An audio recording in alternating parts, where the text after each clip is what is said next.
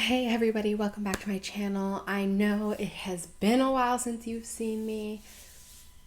It's been a while. And it was a bit of a story there. I had some great content planned for the second half of February, but unfortunately, I developed a bit of an audio problem with my microphone while I was filming. And it took a long time to sort out. It's a really long story, so I won't bore you with it. But needless to say, it is now March 26th, and we are just getting to our February reading wrap up now that we have our audio-visual issues worked out.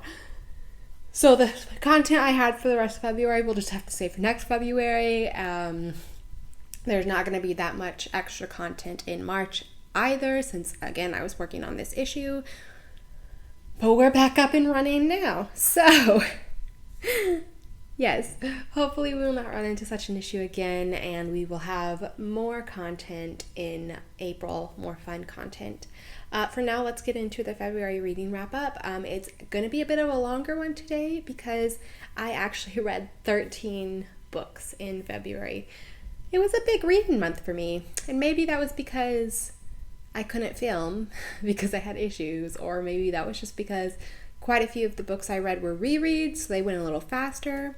I was in a big rereading mood in February. I don't know exactly why, but I read 13 books. So let's go ahead and get started.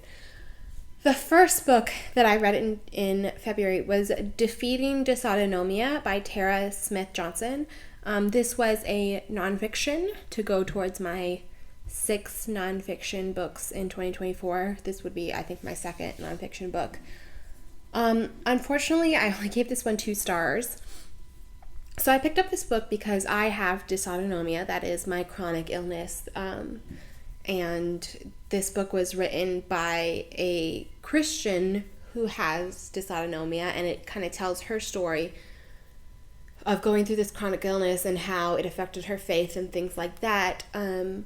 And so I really thought that I gave it 2 stars because I really thought that it would give more information on her dysautonomia journey. I just don't think it worked out. Maybe it's because she's not really a writer. There were a lot of things that felt really disjointed. A lot of stories that she kind of started and didn't finish. And she told a lot of horror stories.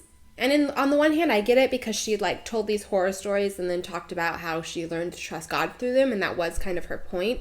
So, she did accomplish that. But on the other hand, here's an example. She was talking about different testing she was going through to figure out different testing that she was going to figure out what was going wrong with her body. And she took one test that she had a terrible allergic reaction to the substance they gave her the test, and so it was just this whole thing, this whole horror story, and she spent 5 paragraphs on this horror story. And then she talked about the test that actually did help figure out what was going on in her body, and she gave 1 sentence to it. She was like, yeah, after that I took this test and it told my doctors what my organs were doing, so that was really helpful. And then she moved on, and I was like, but that's the test that actually helped with your chronic illness, and me who, sorry, you scared me. Okay, sorry. Somebody came to talk to me. It startled me there for a second because I'm not used to people coming to my room. Anyway, what was I saying? So yeah, it just felt like she went into a lot of more detail of the horror stories, but then the stuff that actually helped her with her dysautonomia, or things that she did to help, or that her doctors tests that her doctors ordered, or things like that to help her understand her dysautonomia, she did not say much about at all. Which, me as somebody with dysautonomia coming to read this book, I kind of wanted. I was looking for the stuff that did work, I was looking for what she did to help understand her symptoms better, what understand her illness better, and if it's something that could also help me. But I didn't feel like that she spent a lot of time on what was actually helpful. She spent a lot of time on the horror stories. And on the one hand, I understand because she's saying that, through those horror stories, she learned to trust God, and that was her main point, and I get that. But I also wanted to learn about the stuff that helped. The other thing that really bothered me about this book was just that, like, it was just the writing. Like, a lot of things just, like, cut off abruptly, but other things, like, it was like she referenced stuff that she expected you to know about her, but you didn't know about her. Like, she would make comments like, oh yeah, but this happened before that other thing. And, it's like the way it's written, it's like you're supposed to totally know what that other thing was, but you've never heard of that other thing before. And you're like, wait, what is going on? Like, what are you talking about? Anyway. And it's hard to explain, like, what I mean by that if you haven't read the book. But, it's like she references stuff about herself that she almost expects you to know. And you're like, I don't know you, so I don't know that thing. But anyway, so yeah. I was very hopeful for that book, but I ended up giving it 2 stars because I didn't feel like it gave me what I was looking for. Anyway, so the next book that I read was A Winter at the White Queen by Denise Weimer. This is one of my 24 and 24 books. I've been really excited about it for a long time because I've wanted to read it ever since it came out. But unfortunately, I only gave it 3 stars. And that was for a couple reasons.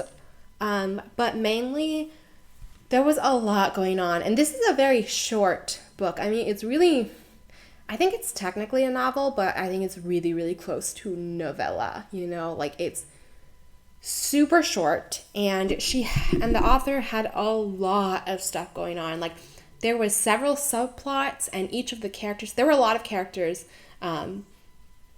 It's like each of her family members had their own little side plot going on. She had a couple of friends with side plots going on.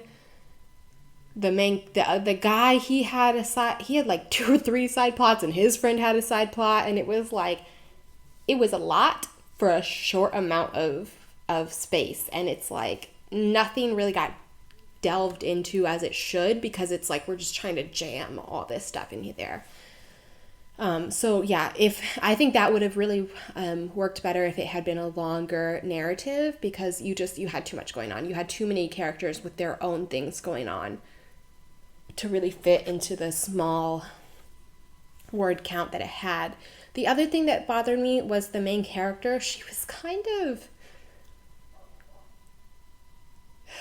She reminded me of Jane Eyre, and that's not a good thing because I am not a Bronte fan.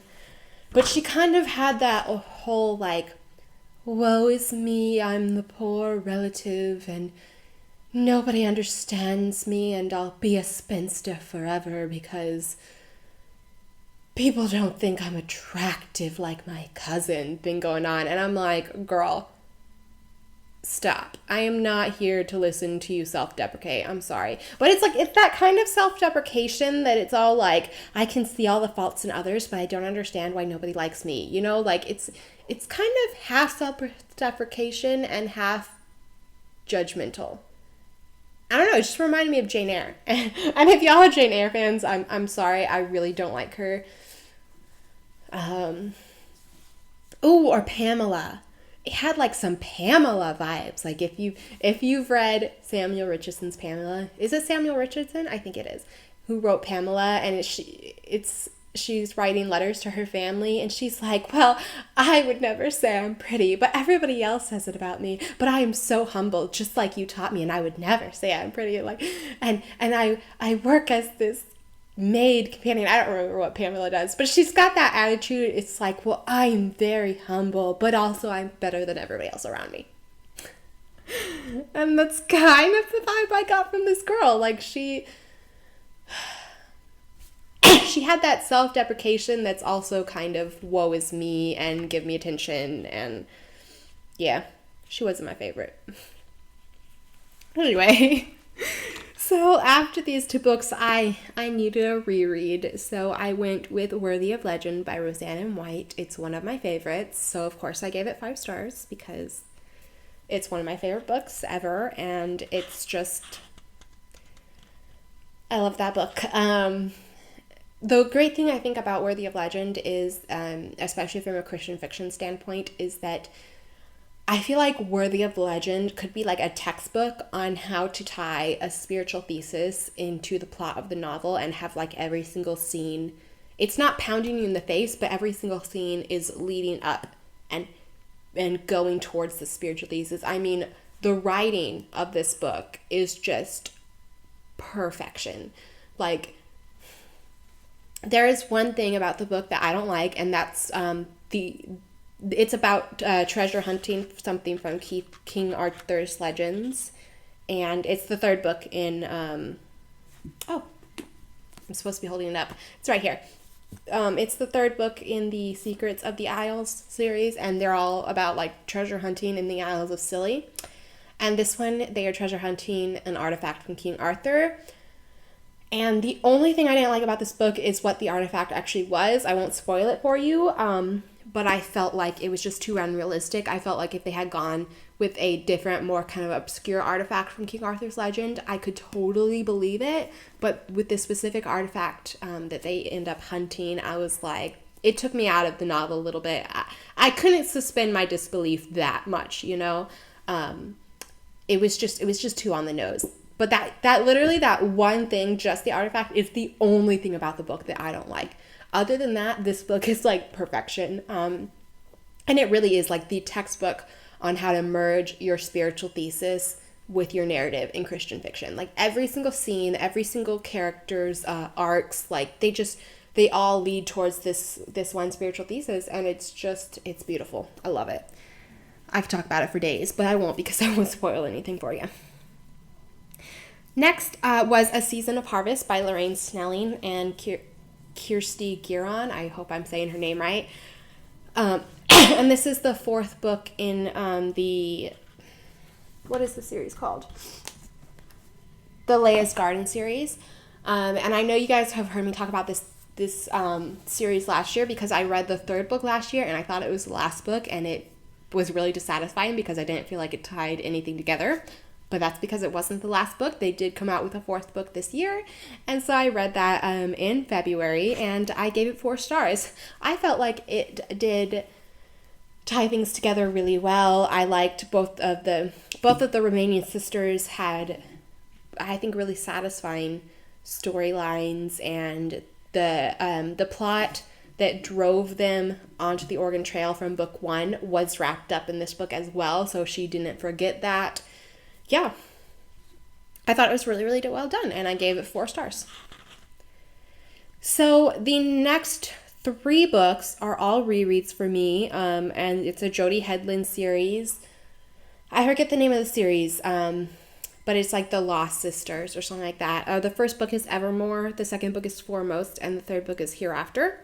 So Evermore is a 4-star read for me. I think it's really good. It's about the oldest sister who's actually the future queen. So the series is about 3, like, a neighboring kingdom took over their kingdom during the prequel novella, and 3 young princesses, it was like a 3-year-old and her twin infant sisters, they were taken and they were hidden among the kingdom. So each of the books is about a different sister being found and brought back in to reclaim the kingdom. So the first book, Evermore, is about the oldest sister who is the future queen. I really liked her story. It's a great like childhood friends to lovers trope, and it's just really cute. I really enjoyed as she learned, you know, her destiny and what she's meant to do, and how she learns to be a queen. I thought her story arc was really well, so I gave it 4 stars. Both Foremost and Hereafter are only 3 stars for me.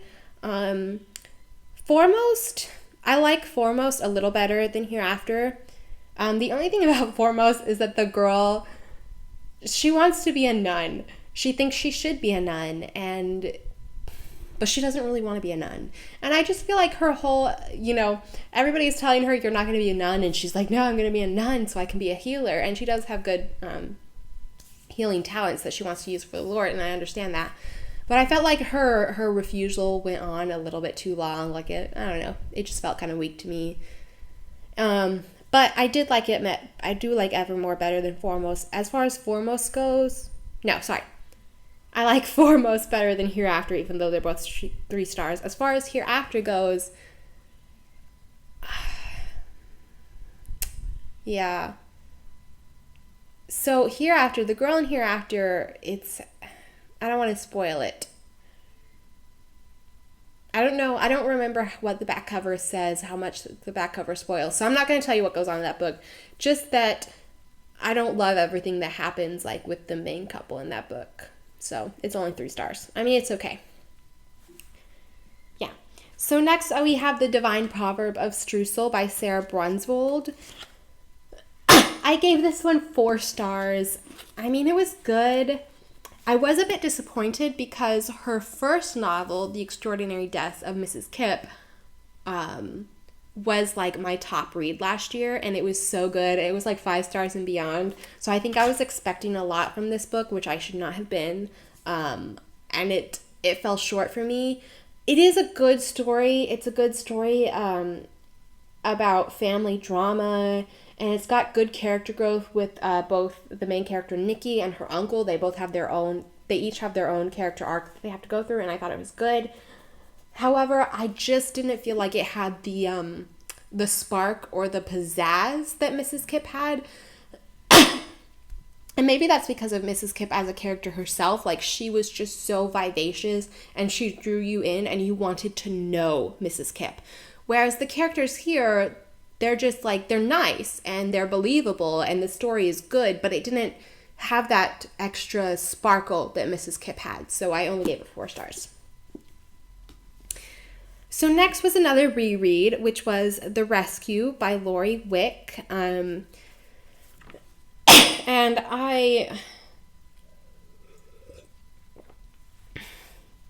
one of the videos that I was supposed to premiere in February, it was like for Valentine's Day. It was naming some of my favorite books from each romance trope.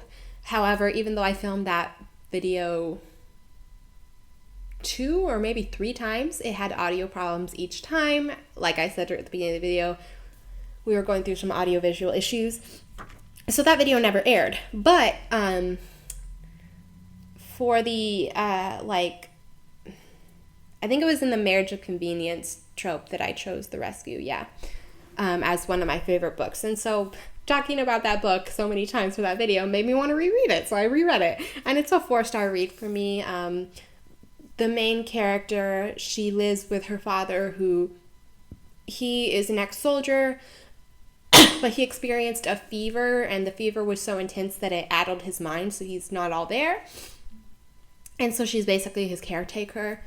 And she was up on her roof trying to fix a hole one day when our main male character, he came by. He was new to the neighborhood and he wanted to meet his neighbors. So he stopped, but he startled her. She fell off the roof and he caught her. Meanwhile, the dad comes around the corner, and because he's not like all present in his mind, he sees his daughter in this man's arms and thinks it's really inappropriate. And so he basically forces what we would call a shotgun wedding, although in this case it's kind of a sword point wedding because he's an ex-British soldier. And anyway, so we have that kind of marriage of convenience, and it's a really sweet story. Lauraine Wick is like the queen of sweet and soft romances. And so it's a really good book, and I gave it 4 stars. Sorry. So next we had Embers in the London Sky by Sara Sundin. Sara Sundin is one of my all-time favorite authors, and her books always come out around my birthday in February, and so I consider them my birthday books because I always pre-order them and I read them for my birthday. And so I was so excited for Embers in the London Sky because it's the new Sara Sundin book. Unfortunately, I did not like it at all. I gave it 3 stars, but even that, it was hard. And there are multiple reasons that I did not like it. And I don't want to go into all of them, especially with it being such a new book, because I don't want to spoil it for y'all. So one thing that I'll say a couple things, but I'll try to keep it spoiler free. One, there was too many subplots going on, and some subplots got shoved to the side in favor of others, and it was too much. She tried to do too much. Next, and this is speaking of the subplots, So let me just read you a portion of the back of this book that's about our main male character. It says, when German bombs set London ablaze, BBC radio correspondent Hugh Collingwood reports on the Blitz, eager to boost morale while walking the fine line between truth and censorship. So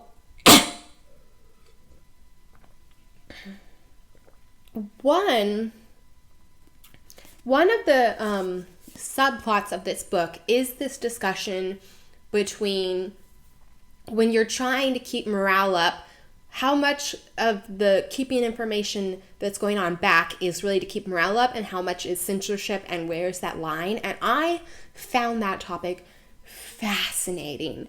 So fascinating. I mean, like, to have this topic about what's truth and what's censorship and what's morale boosting in like World War II, like, man, I just love that. And I was so excited when that subplot came up, because I was like, yes, let's dig deep into this and let's talk about it.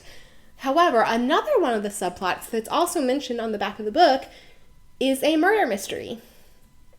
Yeah, it says something about murder on the back of the book, but But the Germans are not the only ones Londoners have to fear, as a series of murders flame up amid the ashes.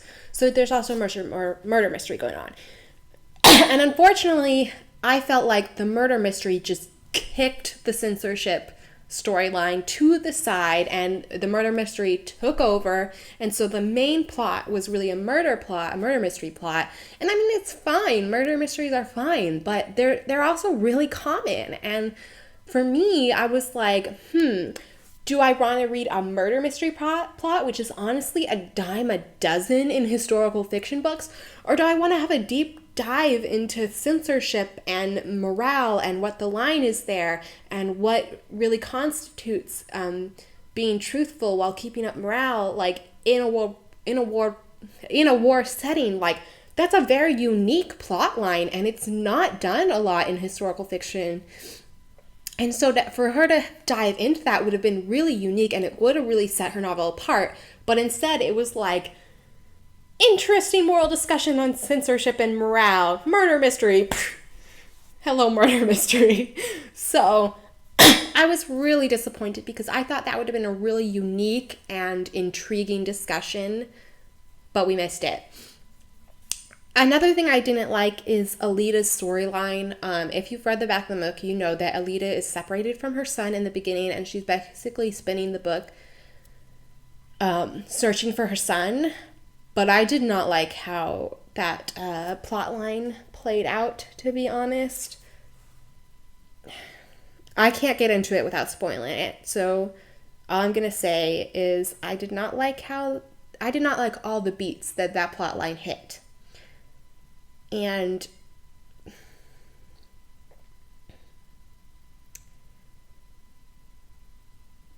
she references a storyline in the Bible that happens with two women who are fighting over a child in the Bible. And that storyline is referenced in this novel as something that Alita, wants to be more like. And I won't tell you what the storyline is or how it affects her. All I can say is that that's two very different situations. And it has, I don't agree with this plot trying to be like that storyline in the Bible. It's very different situations. And yeah, there are just things that happen and decisions she makes that I'm like, stop. No, that's no. I'm sorry. I can't get on board with it.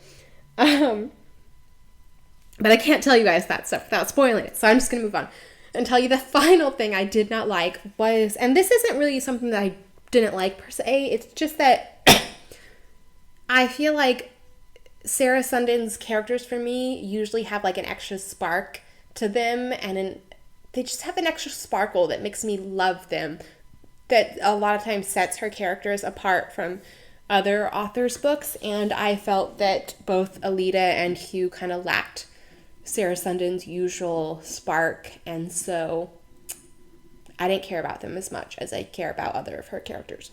Anyway, I don't even know why I gave this 3 stars. Honestly, I could have given it 2.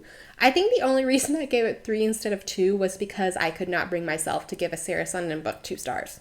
Like, that's it.